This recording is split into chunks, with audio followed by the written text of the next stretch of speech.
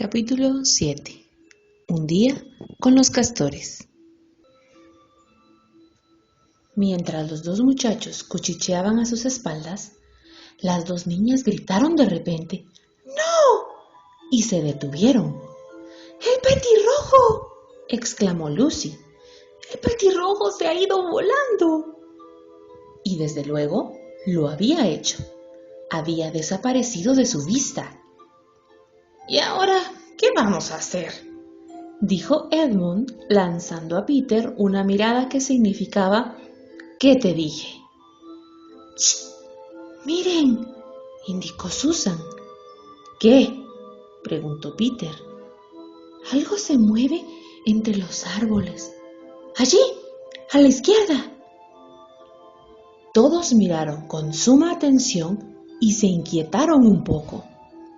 ¡Ahí está!, dijo Susan al cabo de un instante. Yo también lo he visto, corroboró Peter. Sigue ahí, está justo detrás de ese árbol grande. ¿Qué es?, preguntó Lucy, haciendo un gran esfuerzo para no parecer nerviosa. Sea lo que sea, dijo Peter, nos está evitando. Es algo que no quiere ser visto. Vámonos a casa, propuso Susan. Y entonces, a pesar de que nadie lo dijo en voz alta, todos comprendieron de improviso lo que Edmund había susurrado a Peter al final del capítulo anterior.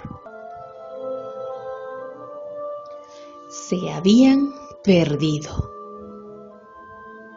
¿Qué aspecto tiene?, quiso saber Lucy. Es una especie de animal, respondió Susan, y a continuación... ¡Miren, miren! ¡Deprisa, vengan! ¡Ahí está! Todos lo vieron entonces. Un rostro peludo y bigotudo que se asomó para mirarlos desde detrás de un árbol. Sin embargo, en esa ocasión no se retiró inmediatamente. En lugar de eso, se llevó la pata a la boca, igual que los humanos se llevan el dedo a los labios cuando quieren indicar que permanezcas en silencio. Luego volvió a desaparecer. Los niños se quedaron inmóviles, conteniendo el aliento.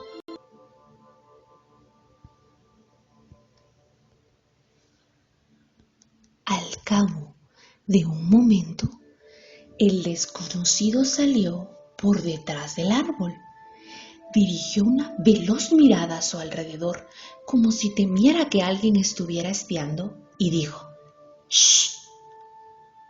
A continuación, les hizo señas para que se reunieran con él en la parte más espesa del bosque donde se encontraba, y volvió a desaparecer. «Sé lo que es», anunció Peter.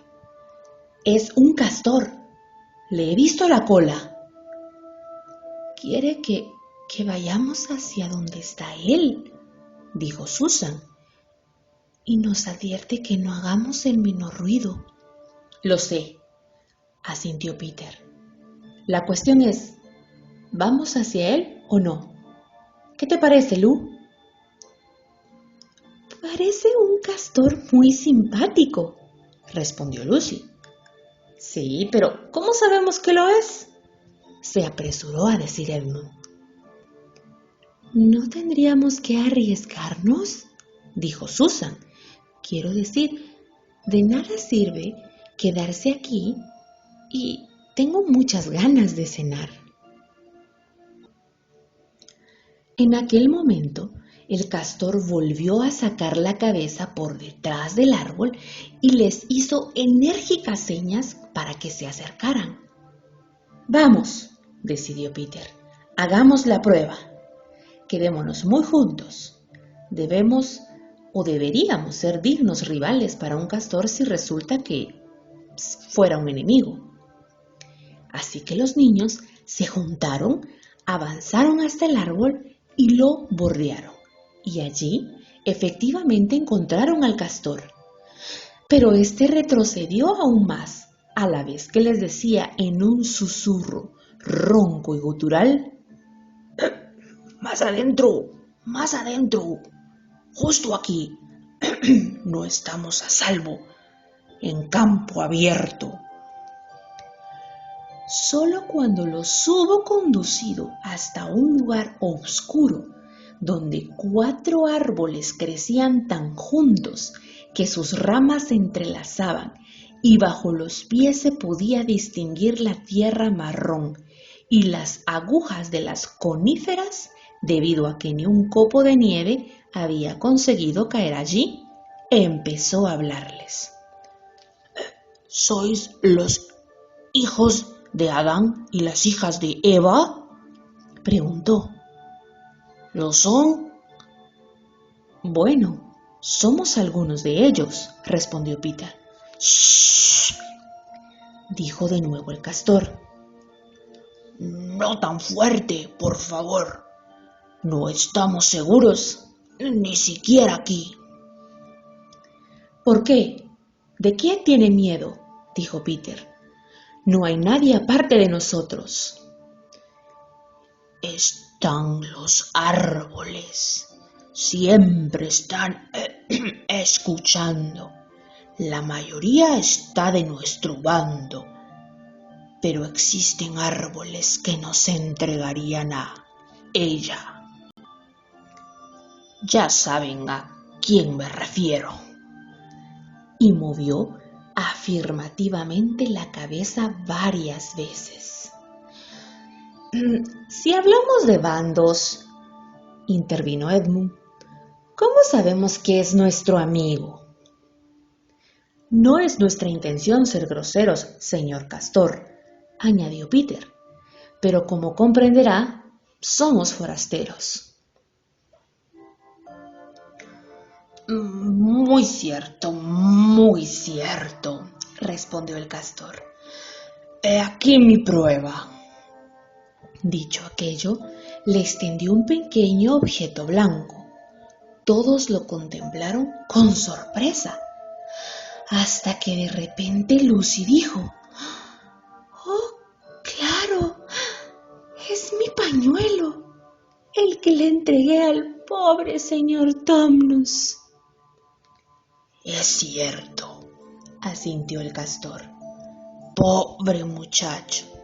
Se enteró del arresto antes de que sucediera y me entregó esto. Dijo que si le sucedía algo, debía encontrarme contigo aquí y conducirte a... Llegado a aquel punto, la voz del animal se apagó y les dedicó 1 o 2 misteriosos movimientos de cabeza. Luego, haciendo una señal a los niños para que lo rodearan tan de cerca como pudieran, de modo que sus bigotes le hicieron cosquillas en el rostro, añadió en un susurro apenas audible: Dicen que Aslan está en camino. Puede que haya llegado ya. Entonces sucedió algo muy curioso.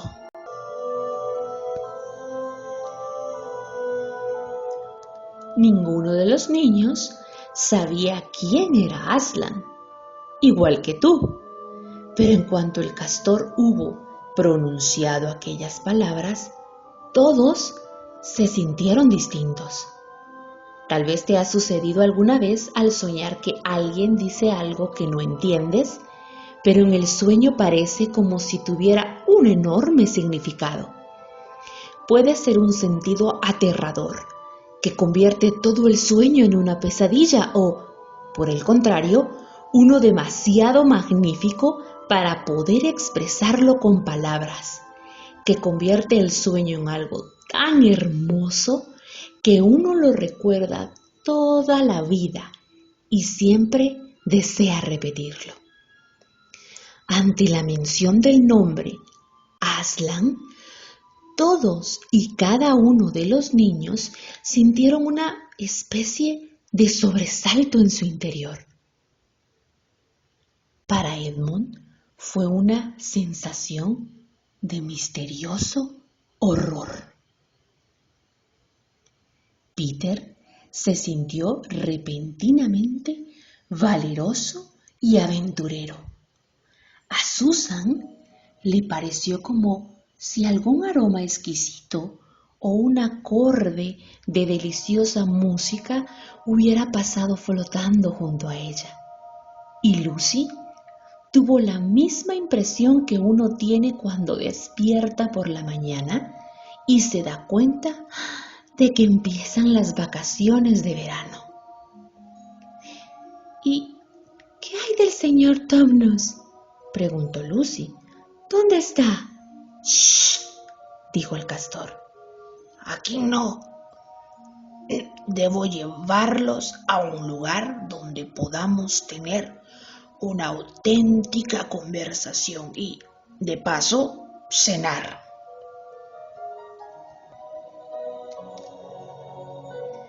Nadie, excepto Edmund, tuvo la menor dificultad entonces en confiar en el castor, y todos, incluido Edmund, se sintieron muy contentos al escuchar la palabra cenar.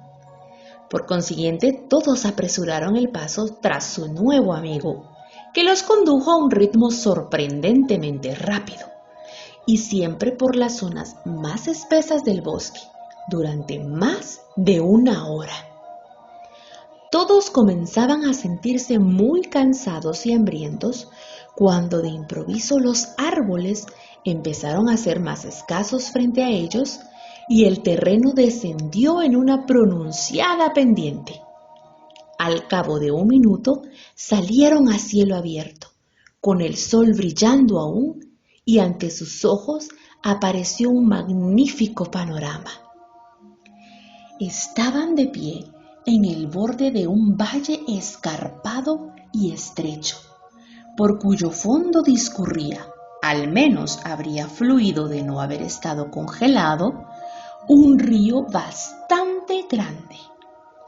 Justo debajo de donde estaban se había construido un dique a través del río, y cuando lo vieron, todos recordaron de improviso que los castores se pasan la vida construyendo diques y tuvieron casi la completa seguridad que el señor Castor había construido aquel.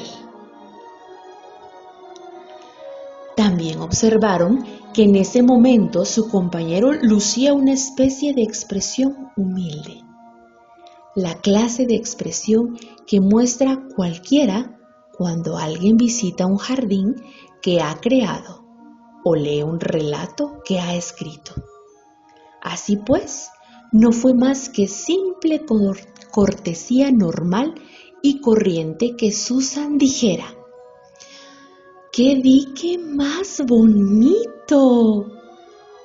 Y el señor Castor no la hizo callar en aquella ocasión, sino que dijo: Una simple fruslería.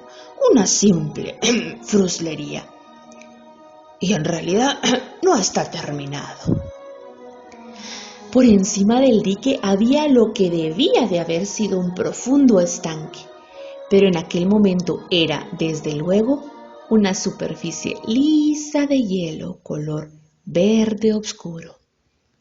Y en la parte inferior del dique, mucho más abajo, había más hielo.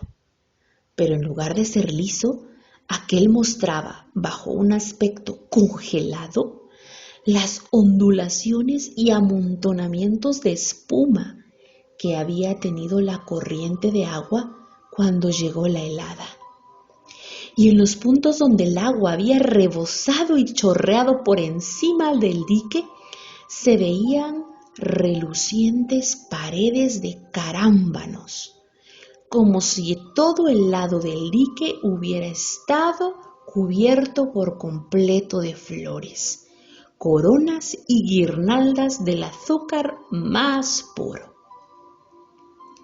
En el centro, y parcialmente sobre la parte superior del dique había una curiosa casita con una forma que recordaba a una colmena enorme, y de un agujero de su techo escapaba una columna de humo, de modo que cuando uno lo veía, en especial si uno se sentía hambriento, pensaba al instante en guisos y se sentía más hambriento aún. Aquello fue lo que los otros observaron principalmente. Pero Edmund vio algo más. Un poco más abajo del río había otro río pequeño que descendía de otro valle para unirse a aquel. Y al alzar la vista hacia el valle, Edmund distinguió dos colinas bajas y estuvo casi seguro de que eran las dos colinas que la bruja blanca le había mostrado cuando se separó de ella en el farol aquel día. Por lo tanto, entre ellas, se dijo a sí mismo, debía de estar su palacio, a solo 1,5 kilómetros o incluso menos. Se puso a pensar entonces en las delicias turcas y en la idea de convertirse en rey, preguntándose al mismo tiempo qué le parecería aquello a Peter. Y una serie de horribles ideas acudieron a su mente.